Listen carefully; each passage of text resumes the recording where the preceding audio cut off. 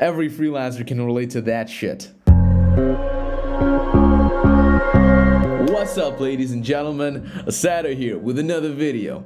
And today I want to tell you about my first freelance web developer gig. It set me off on a wild journey into the world of freelance development. Let me tell you something, it ain't easy. Freelancing ain't easy. This one guy, he still owes me $2,300, and instead of paying me, he sent a link to a welfare application form. So trust me when I say that there's a lot of really interesting people you're gonna meet working as a freelancer. Now, let me give you some context. Okay, I just moved to Prague from Cyprus with my family, and money was a little tight. Okay, I had about a $5 allowance per week for lunch, and well, that was enough for lunch. So what I did was I would do my classmates' homework for food, so that then I could use that $5 for myself and kind of, put that shit off. I was really thinking of ways that I could maybe somehow monetize some of my skills. And this one time while I was in a train, I got a phone call. And this guy says that he heard about me from another guy who I did an internship for back in Cyprus. I worked at his office for 2 weeks, and it was my first time ever working in an office, so that kind of that was a very positive experience. And now he's referred me to another dude. Now this guy, he asks me if I can make a website. And here's the thing, I don't know how to make websites, right? I was focused on making video games. I was a video game developer. Even though I was working from home and working on my own projects, I wasn't really getting paid to make video games. I had been making video games for a few years at that point. And this guy asks me if I can make a website. I can't. But here's the thing, I have this policy of asking as many questions as possible before I give an answer. Because once you give an answer, you can't really take it back. You can't really walk back on that. If I tell him, no, I can't make a website, and then he tells me, hey, all I need you to do is make a page with a text on it, and that's it. At that point, I kind of walked out of that. I can't really sell him on being able to make websites. So what I did was I asked him what he needed. It was meant to be like a landing page for a concert. That's a single page website. He didn't need anything fancy.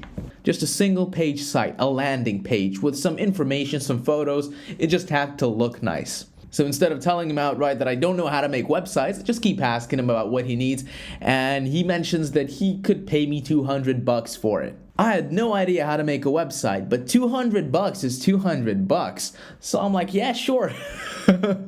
We can do this. Give me 2 weeks. So we basically agreed on that $200 and exchanged emails. Now this is where it gets a little complicated, because he asks me if I have any portfolio or something to show. Because when you're a freelancer, everybody wants to see your past work. And as ridiculous as it sounds, even when you're a 16-year-old freelancer, you most probably have zero experience, right? They still want to see your past work. They still want to see your portfolios. Now, thanks to being referred by that other guy who I already worked for, I kind of bypassed that portfolio stage. He asked me about it on email, and this is what I replied. I said this: I don't have any experience with a commercial published site since I only started offering freelance work recently. So I can only tell you that I know how to do the things you need done, and I'll do them ASAP once you provide me with the content/materials. So even though I had no web development experience, by projecting this air of confidence, even through email, you can usually get through those blocks. Some people call it fake it till you make it. And I think that's a very problematic phrase, right? Fake it till you make it. Because it kind of implies that by faking it, you're going to make it. Though, I think that word till is very important here, because you fake it until you make it. When you're going for a fake it till you make it play, you're essentially taking a loan. Like when you're taking a loan from a bank, you're taking money from the future. You're taking the bank's money and then paying them back in the future. So you're using the money that you would make in the future, right? You're leveraging that money. When you go for a fake it till you make it play, you're trying to use future skill sets or some future merits to make a sale today. So there's a gap between what you actually can do or what you have and what you promise to do or what you're selling. Now the key to pull off a real fake it till you make it is that between the time that you sell them on something and the time that you deliver that product, you gotta tighten that gap. You gotta make sure that by the time that they expect results, you actually have them. That's leverage. And it's very risky when you don't know what your skills are going to be in a week or two. Just as with a loan, if you don't know that you're going to have a stable source of income, it's very risky. Same with this. And I don't recommend that you do this if you have a better way to go around it. But in my position at that time, faking it till I make it was my only option. I had nothing to show. I didn't know what to do. So I promised him that I would get this shit done. I told him that I can do it. I projected this air of confidence, closed the sale, and then I had to actually learn how to do it. So I started doing these tutorials on YouTube and making like a bunch of versions of the same site, applying all the knowledge that I learned from one tutorial to try and get it as close as possible to his requirements. In order to be able to do this, I slept for 5 hours every other night. So over the course of 48 hours, I'd have 5 hours of sleep. I can't do that now. I guess I'm aging or something. But yeah, I was totally focused on that. I skipped school as well. I didn't go to school. I was just working on this shit. From time to time, I would walk into school and just, again, work on this in the back of the class, just so I get that attendance check mark, you know. But yeah, we actually made some progress. So I have only 2 versions of the site that I can show you because those are the only 2 that I could find at the moment. This is one of the first versions. You can see it has a very generic look. The text is ugly as shit. You can see the backgrounds are blurred, so you can't really tell what's going on. It's not very aesthetic, and I didn't have the YouTube video that they needed, so there's just a Lazy Town We Are #1 meme. Yeah, and here I had these buttons which kind of took up the whole box. I was kind of going for this Windows 8 look.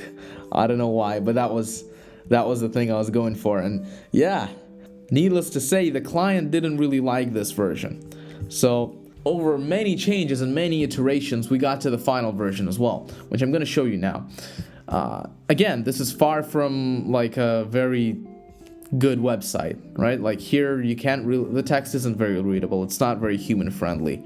I like this part. I like this part because it has this black background and there's these golden reflections on the piano. And there's also these golden highlights in the text. I think that looks nice. I'm kind of proud of that. This program slides out. You kind of click the program and it slides out, so you don't have it taking up too much space. We actually finally got the video. And here we have these like purchase buttons. See, there's no animation. They don't slide out. It just pops up and goes back down. Oh, and of course there's several languages. This is my favorite one, the Georgian. Hoo-hoo. So yeah, that's kind of how we got it done. And since there were a lot of changes, he actually paid me on top of what we originally agreed on.